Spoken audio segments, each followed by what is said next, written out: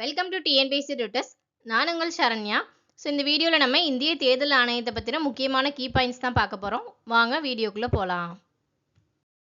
இந்தியாவில் நிறைய மாநிலங்களில் தேர்தல் நடந்து முடிஞ்சிச்சு. ஸோ குறிப்பாக நம்மளுடைய தமிழ்நாட்டில் ஏப்ரல் 23ஆம் தேதி தேர்தல் நடந்துச்சு. ஸோ எல்லாருமே தங்களுடைய ஜனநாயக கடமையை ஆற்றியிருப்பாங்கன்னு நம்புகிறேன்.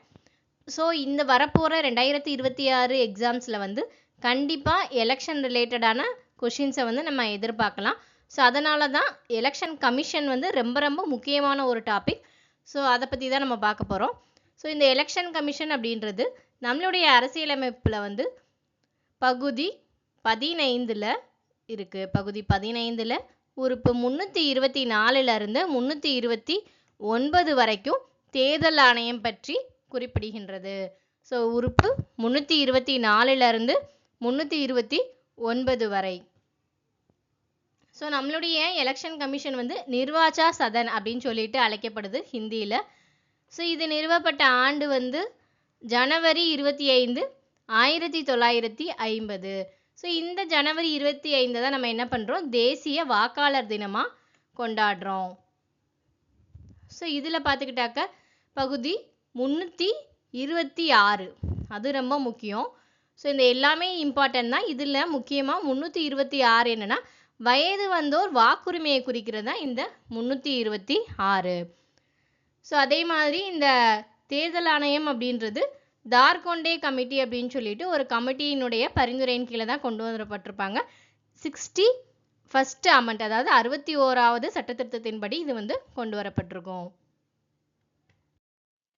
ஸோ இது வந்து ஒரு தன்னாட்சி பெற்ற நிரந்தரமான அரசியலமைப்பு அமைப்பு.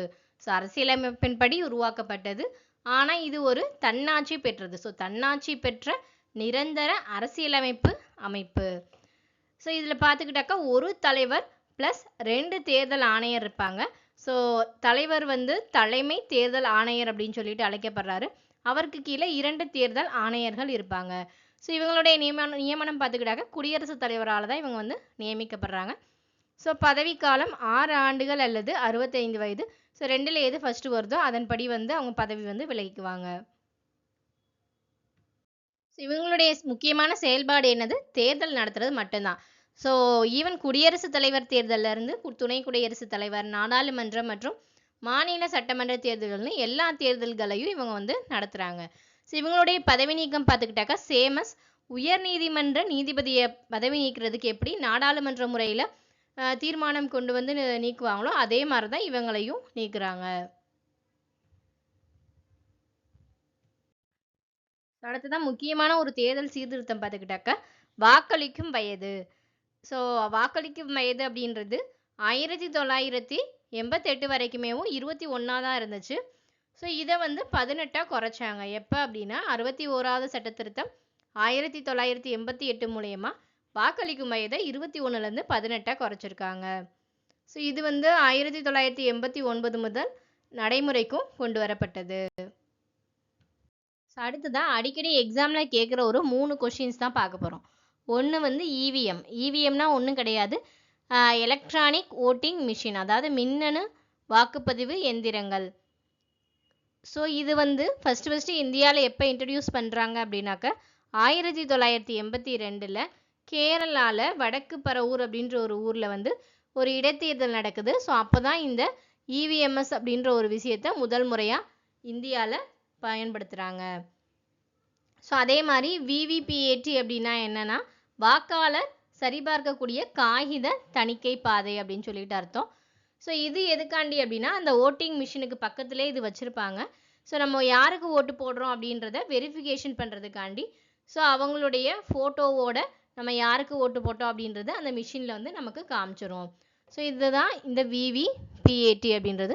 ஸோ இதை இந்தியாவில் எப்போ இன்ட்ரடியூஸ் பண்ணாங்க அப்படின்னாக்க 2013 தான்.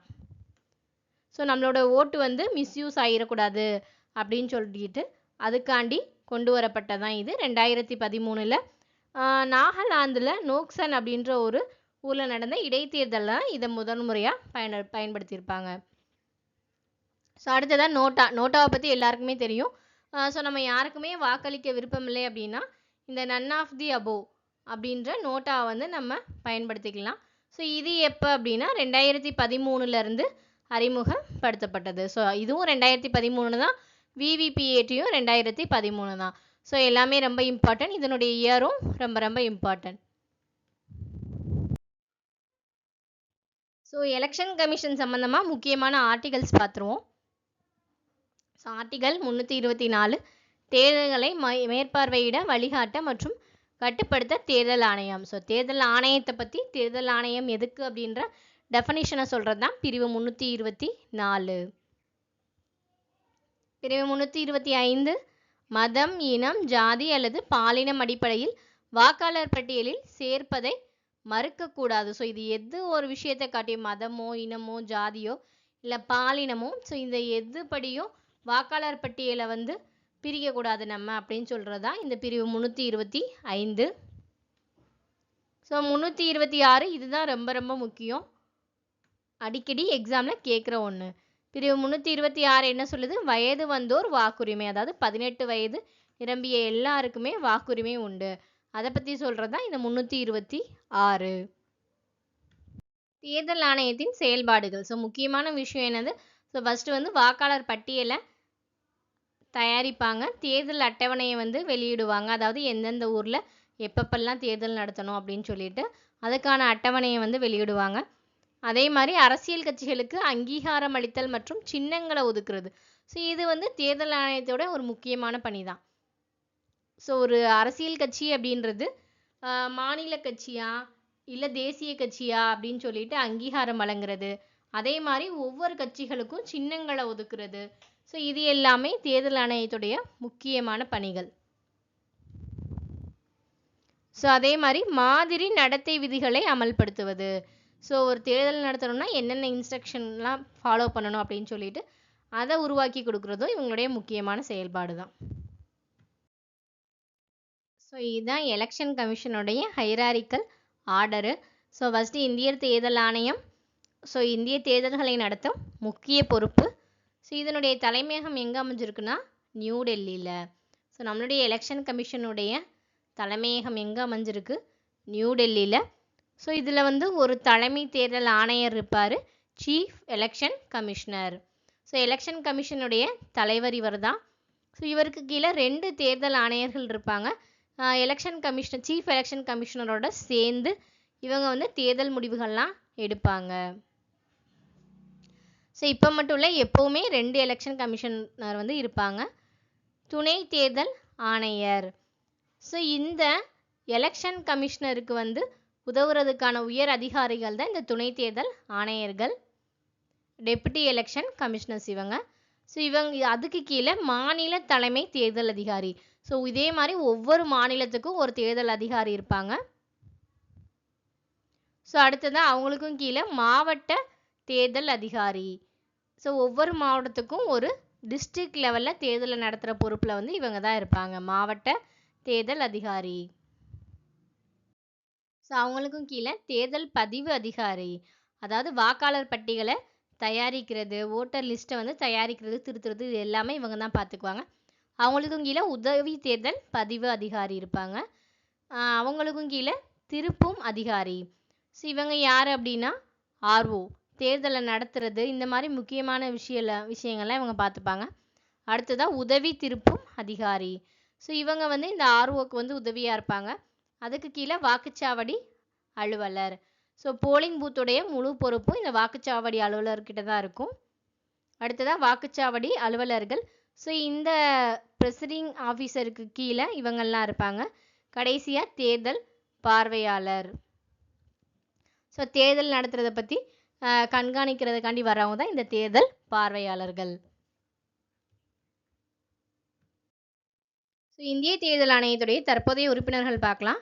தலைமை தேர்தல் ஆணையர் யார் அப்படின்னாக்க தற்போது வந்து ஞானேஷ் குமார் அவர்கள். ஸோ இந்தியாவுடைய சீஃப் எலெக்ஷன் கமிஷன் யார்? ஞானேஷ் குமார். ஸோ அவங்களுக்கு கீழே இருக்க தேர்தல் ஆணையர் 2 பேர். ஒருத்தர் வந்து சுக்பீர் சிங் சந்து, இன்னொருத்தர் வந்து விவேக் ஜோஷி. ஸோ இவங்க 2 பேர் தான் எலெக்ஷன் கமிஷனர்ஸ் ஆஃப் இந்தியா. முக்கியமான கரண்ட் அஃபேர்ஸ் இதை நோட் பண்ணி வச்சுக்கோங்க. தலைமை தேர்தல் ஆணையர் ஞானேஷ் குமார், அவங்களுக்கு கீழே இருக்க 2 ஆணையர்கள் வந்து சுக்பீர் சிங் சந்து, விவேக் ஜோஷி. ஸோ அடுத்ததான் ஒவ்வொரு மாநிலத்துக்கும் ஒரு தேர்தல் ஆணையம் இருக்கும் பார்த்தோம் இல்லையா? ஸோ நம்மளுடைய தமிழ்நாடு மாநில தேர்தல் ஆணையத்தை பற்றி தான் பார்க்க போகிறோம். ஸோ இது வந்து ஒரு அரசியலமைப்பு சார்ந்த ஒரு அதிகார அமைப்பு தான். ஸோ விதி 243K மற்றும் 243 ZA வரைக்கும் மாநில தேர்தல் ஆணையத்தை பற்றி தான் குறிப்பிட்டிருப்பாங்க. ஸோ குறிப்பாக தமிழ்நாடு ஊராட்சிகள் சட்டம் 1994 பிரிவு 239 கீழில் நகர்ப்புற உள்ளாட்சி சட்டங்களின் தொடர்புடைய பிரிவுகளின் கீழ் நிறுவப்பட்ட ஒரு அமைப்பு தான் நம்மளுடைய தமிழ்நாடு மாநில தேர்தல் ஆணையம். ஸோ சட்டத்திருத்தம் பார்த்துக்கிட்டாக்க 73 மற்றும் 74வது சட்டத்திருத்தம். ஸோ 73 வந்து நகர்பாலிகா, 74 வந்து பஞ்சாயத்து ராஜ். 1992 வந்து நிறுவப்பட்ட சுதந்திரமான மற்றும் தன்னாட்சியுடைய ஒரு சட்டப்பூர்வமான அமைப்பு தான். ஸோ நம்மளுடைய தமிழ்நாடு தேர்தல் ஆணையம் அப்படின்றது சுதந்திரமான தன்னாட்சியுடைய ஒரு சட்டப்பூர்வமான அமைப்பு. ஸோ இது வந்து தமிழ்நாடு மாநில தேர்தல் ஆணையர் அவர்களுடைய தலைமையில் இயங்கிட்டு வந்திருக்கு. ஸோ நம்மளுடைய தமிழ்நாடு மாநில தேர்தல் ஆணையர் தற்போது 2026 தேர்தல் ஆணையர் யார் அப்படின்னாக்க ஜோதி நிர்மலா சாமி அவர்கள். ஸோ சட்டக்கூறு பார்த்துக்கிட்டாக்கா ஆல்ரெடி பார்த்தோம் இல்லையா? 243K மற்றும் 243 ZA வரைக்குமே இருக்குது. ஸோ ஊரக மற்றும் நகர்ப்புற உள்ளாட்சிகள் அனைத்து தேர்தல்களுக்கும் மாநில தேர்தல் ஆணையத்தின் கீழ் கண்காணிப்புடன் வழி நடத்துறது தான் இதனுடைய முக்கியமான நோக்கம்.